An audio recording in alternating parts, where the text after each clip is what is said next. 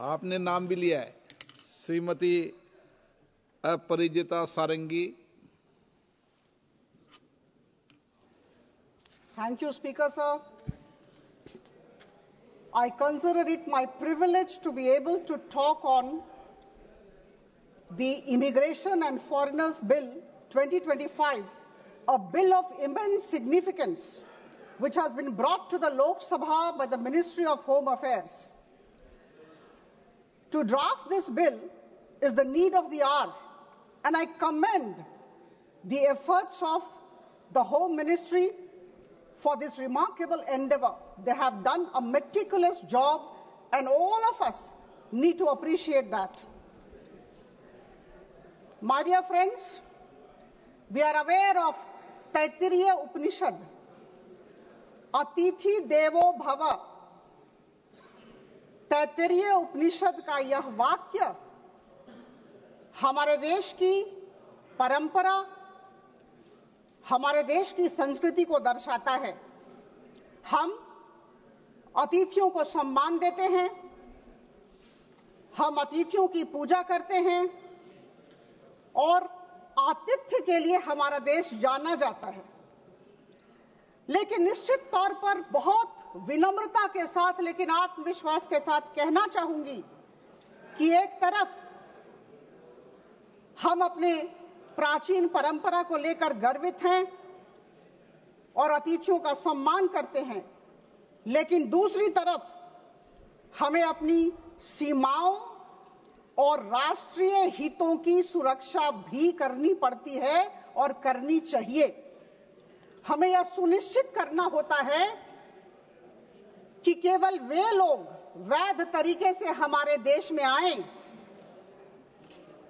जिनके आगमन से, जिनके रहने से हमारे देश के संसाधन और हमारे देश की सुरक्षा पर कोई नकारात्मक प्रभाव न पड़े। I was listening to my esteemed colleague Manish Tiwari ji. He was actually questioning the need for this particular bill, one, and number two, he talked about the need for balancing. Now, what's the need of drafting this bill? My dear friends, I will take you to 1970 to a particular Supreme Court case. I have gone through that case. R. Monterio versus State of Goa, 1970. Honorable Supreme Court has given a very clear-cut judgment. With your permission, Speaker, sir, I will like to read out. It cannot be doubted that the reception and residence of an alien is a matter of discretion, and every state has, by reason of its own territorial supremacy, not only the legal right, but also the competence to exclude the aliens from the whole or any part of its territories. A state can make laws for the entry, residence, and eviction regulating aliens. I was quite interested to know as to how many illegal immigrants are there in the country. I went to one of the replies given by the then Minister of State for Home, Shri Kiran Rijiju, long back in 2016. He has given a reply to an honorable member of parliament, and he said, at that point of time, there were 2 crore Bangladeshi immigrants.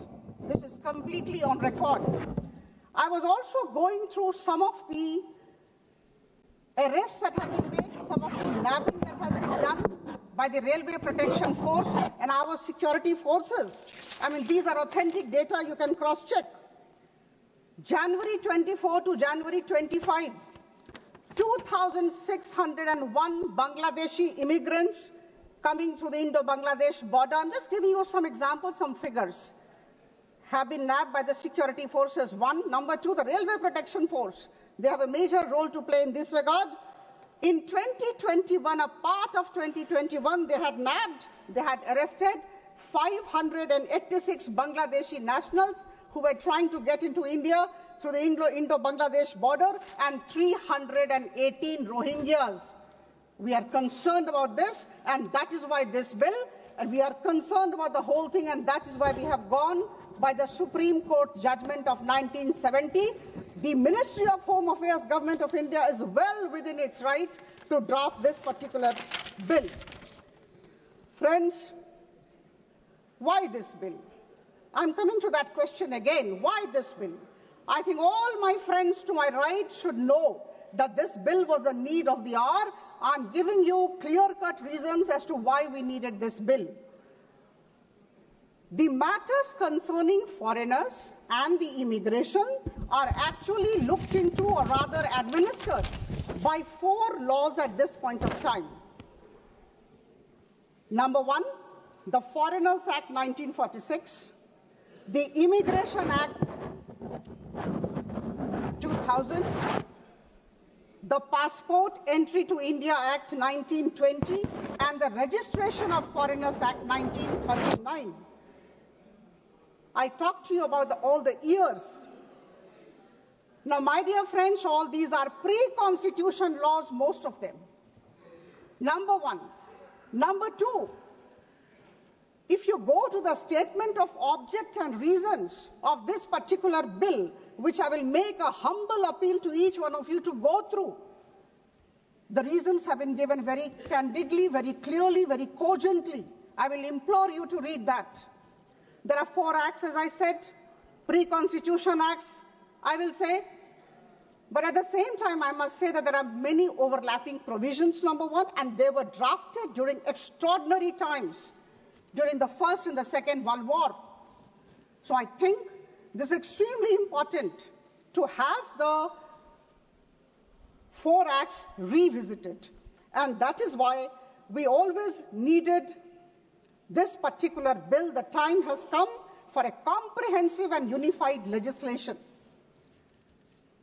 to consolidate all these laws, to remove the inconsistencies, and align with the modern realities. It's extremely important, and that is why here is a robust framework, a simplified framework to actually ensure competence, to actually ensure efficiency in the governance of immigration and foreign nationals and other related matters. Adhyaksh Mahoday, the Immigration and Foreigners Act Bill 2025 का उद्देश्य एक सरल, समग्र और स्पष्ट कानून बनाना है, जो यह निर्धारित करे कि कौन हमारे देश में प्रवेश कर सकता है, कौन रह सकता है और कौन किस परिस्थिति में इस देश को छोड़कर जा सकता है। यह बहुत जरूरी है। और इस बिल में बहुत अच्छी बात एक लिखी गई है कि जितने भी अस्पताल हैं, जितने भी संस्थान हैं, शैक्षणिक संस्थान और अन्य संस्थान, वो रिपोर्ट करेंगे कि उनके पास, उनके क्षेत्र में, उनके संस्थानों में कितने फॉरेन नेशनल्स हैं, कितने विदेशी हैं। यह कदम न केवल दस्तावेज की जांच में सख्ती बताएगा, बल्कि उन लोगों के खिलाफ जो कार्रवाई होनी है उसे भी सुनिश्चित करेगा जो नियमों का उल्लंघन करते हैं। And here is a no nonsense government. हम अतिथि देवो भव की बात करते हैं और इसके साथ साथ जो नियमों का उल्लंघन करेंगे निश्चित तौर पर उनके विरुद्ध कार्रवाई की जाएगी और सख्त कार्रवाई की जाएगी। I was also trying to understand, while I was reading the bill, while I was reading all the connected documents pertaining to the bill, as to how this idea, this great idea came to our Ministry of Home Affairs to draft this bill. My dear friends, I'm delighted to inform all my esteemed colleagues here from the right and the left that the ministry has done a meticulous job, I reiterate, and they drew upon the recommendations of various parliamentary standing committees and the Law Commission. I quote here, I will bring to your knowledge that the Estimates Committee of the Parliament in 1992 actually identified not many gaps in the implementation of the laws pertaining to immigration and foreign nationals. They had recommended at that point of time in 1992 many key reforms. And at the same time, they had said that the laws governing the immigration should be very stringent. Number two, I would also like to inform you that there is this Law Commission 175th report. I reiterate, Law Commission 175th report, which has very strongly recommended the overhauling of these laws, these 4 laws which I talked of. Now, number 3, let me come to the report of the Parliamentary Standing Committee on Home Affairs in 1998, which categorically stated that there was a requirement of in-depth study of the status of effectiveness of all these laws that were in operation and that were not giving the kind of dividend that all of us in India deserved. We were not getting the results that should have been given to us. Therefore, my dear friends, keeping in view the Supreme Court judgment of 1970, keeping in view the recommendations of the Parliamentary Standing Committee and the Law Commission 175th report, and keeping in view the need of the hour, I think we wanted this particular bill, and which has come in a very good shape. Friends, what are the major components? I'll just touch upon 6 points. I'll not take much of your time. Brevity is the soul of the wit. I will not go beyond a particular point. 6 points. 1, it clearly states that no individual shall be allowed to enter India via air, water or land without a valid transport and related travel documents. Is it wrong?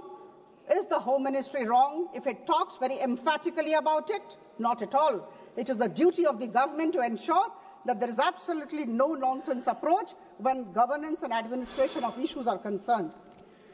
No foreigner should be allowed to enter into or stay in India if his or her staying in India will be a threat to the national security.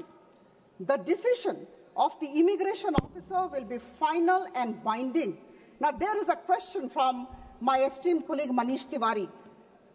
My dear friends, there is absolutely no financial implication of all the suggestions given by the Ministry of Home Affairs. There is a Bureau of Immigration. The Bureau of Immigration is being strengthened. We are trying to bring in more transparency in the administration. We are trying to ensure that they become more effective. So there is absolutely no recurring or non-recurring expenditure charged to the Consolidated Fund of India. So this particular thing in the minds of all of us, that any bill coming would necessarily entail some kind of expenditure, is far from the truth, and we must remember this. A very important part of the bill is the bill places onus on individuals to prove his or her legal status in India. And of course, last but not the least, the bill proposes much needed stricter penalties for violation of the laws. Now, before I conclude, let me tell you that there are countries who have actually gone ahead and have gone for very stringent laws. The countries are United States, Hong Kong, Singapore, Australia, and the Gulf cooperation countries. When such countries have done, and they have actually showed to the people that they have a no-nonsense approach and things are improving, I think we also need to get into that. And I must tell you, the figure I procured from the Ministry of Home Affairs, April 1, 23 to March 31, 2024, 98,40,000 foreign nationals have come. But at the same time, when I drilled down, I found 3,93,341 of those actually overstayed the period of permission. So this is the kind of situation that we are in. Extremely important. Thank you so much, sir. Just 30 seconds. Extremely important to come forward and wholeheartedly support this bill. I can only say that, we have always room for improvement. Good, better, best. Never let it rest till your good is better and your better best. We are trying to move from good to better and better to best. Thank you very much. Let us all support the bill. Thanks. Sri Rajiv Rai.